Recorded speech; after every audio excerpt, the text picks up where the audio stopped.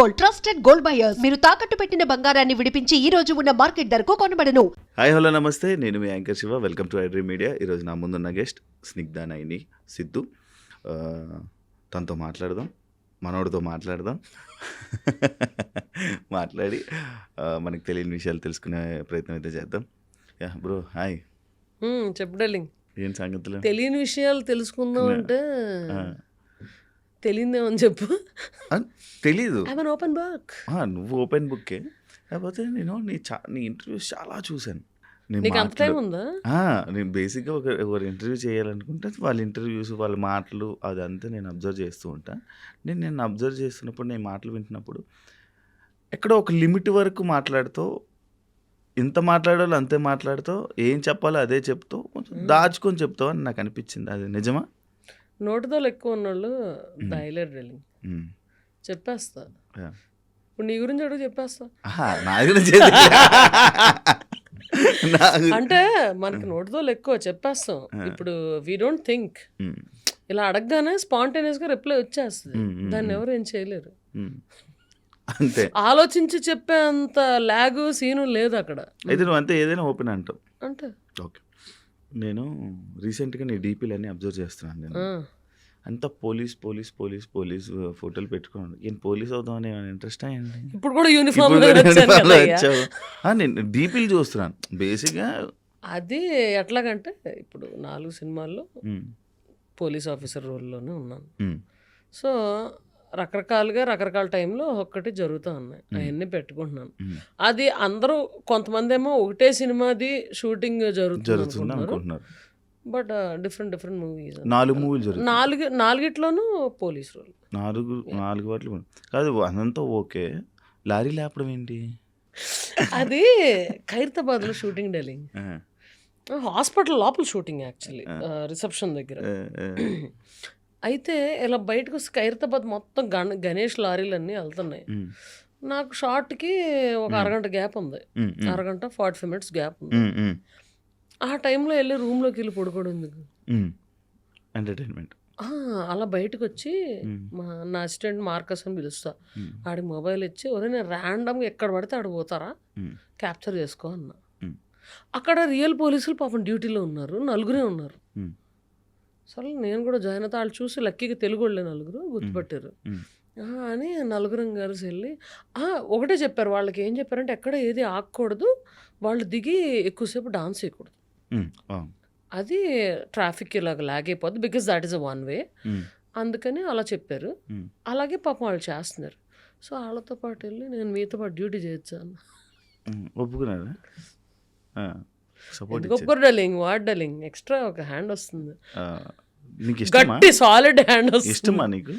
Definitely. Why would I see, ఇప్పుడు ఇలా వెళ్తుంటాను, దారిలో అక్కడ 4 పక్కల నుంచి వచ్చేసి ట్రాఫిక్ జామ్ అవుతుంది.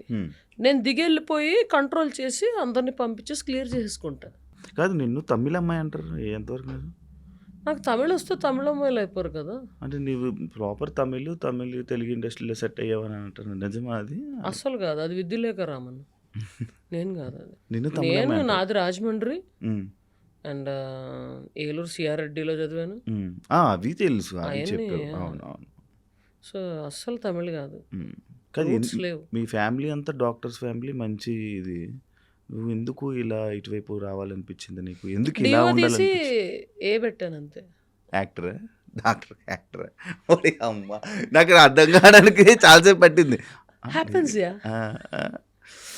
నేను ఎప్పటి నుంచో నేను అబ్జర్వ్ చేస్తున్నాను, నేను ఎప్పటి నుంచో చూస్తున్నా. నువ్వు ఎందుకు ఇలా ఉండాలనుకుంటున్నావు? ఎలాగ ఉండాలనుకుంటున్నావు? టీ షర్ట్ ప్యాంట్ అబ్బాయి లాగా. నేనేమి ప్లాన్ చేసుకోలే. కన్వీనియన్స్ ప్రకారం, ఇప్పుడు స్కూలింగ్ నుంచి నేను స్పోర్ట్స్లో ఎక్కువ ఉన్నా, నాకు కన్వీనియన్స్ ప్రకారం ఉన్నా. I'm enjoying it like that. సుఖంగా ఉంది. ఇప్పుడు ఒక అమ్మాయిని తయారై రమ్మంటే ఎంతసేపు తీసుకుంటుంది? గంటన్నర, మినిమం గంటన్నర. మనం ఏంటి, హ్యాంగర్ కొన్న సొక్కా వేసేసుకొని కింద జీన్స్ వేసుకొని బయటకు వచ్చేస్తాం, అంత అయిపోయింది. కన్వీనియన్స్ కోసం నువ్వు ఇలా ఉంటావా? నాకు ఇది కన్వీనియంట్గా ఉంది. అంటే కొన్ని చోట్ల షార్ట్స్ అలౌడ్ కాదు కాబట్టి జీన్స్ వేసుకోవాల్సి వస్తుంది, తప్పదు, అడ్జస్ట్ అవ్వాలి. లేకపోతే చక్కగా ఒక బర్ముడా టీ షర్ట్ వేసుకుంటే ఎంతో సుఖంగా ఉంటుంది ప్రాణానికి. కానీ ఫ్యామిలీ ఆడియన్స్ చూసేవాళ్ళు, స్నిగ్ధాన్ని చూసేవాళ్ళు ఎందుకు ఈ మొగరాయిల్లాగా తయారైంది, మొగరాయిల్లాగా ఉంటుంది అని చెప్పి అంటుంటారు ఎన్ని కదా. చీరలు చూస్తున్నారయ్యా, ఎవరినన్నా గుర్తుపడుతున్నారా? నన్ను రోడ్డు మీదకి వెళ్తే ఆపుతారు. ఆపుతారు. అవును. అవును. దిస్ ఇస్ మై ఐడెంటిటీ ఉమ్. అంతే. స్నిగ్ధ హెరాస్మెంట్ వల్ల, ఇండస్ట్రీలో హెరాస్మెంట్ వల్ల, వీటి వల్ల ఇలా తయారైంది అని అంటే హెరాస్మెంట్ ఎవరు చేశారు ఇండస్ట్రీలో నన్ను అదే హెరాస్మెంట్? నేను అడుగుతున్నాను. అస్సలు సమస్య లేదు. ఉమ్. అస్సలు అందరూ చాలా బాగా ట్రీట్ చేశారు. ఉమ్.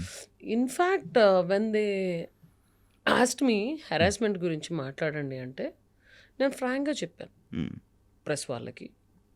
ఫ్రాంక్గా చెప్పాను దట్ నా దగ్గరకంటూ ఎటువంటి హెరాస్మెంట్ రాలేదు.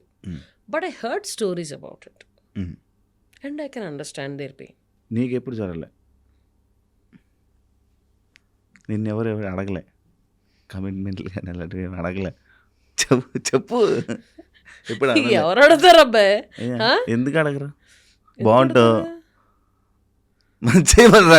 కొంతమంది అడుగుతూ ఉంటారు లైక్ ఇలా రగ్గడ్లు మంచిగా మాస్గా ఉండేవాళ్ళు నచ్చుతారు అని చెప్పి కొంతమంది ఉంటారు. అలా ఉండేవాళ్ళు ఉంటారు కదా, అలా నచ్చొచ్చాము. ఎవ్వరు అడగల నన్ను ఇండస్ట్రీలో. అందరూ చాలా బాగా ఒక సిస్టర్ లాగా, బ్రదర్ లాగా,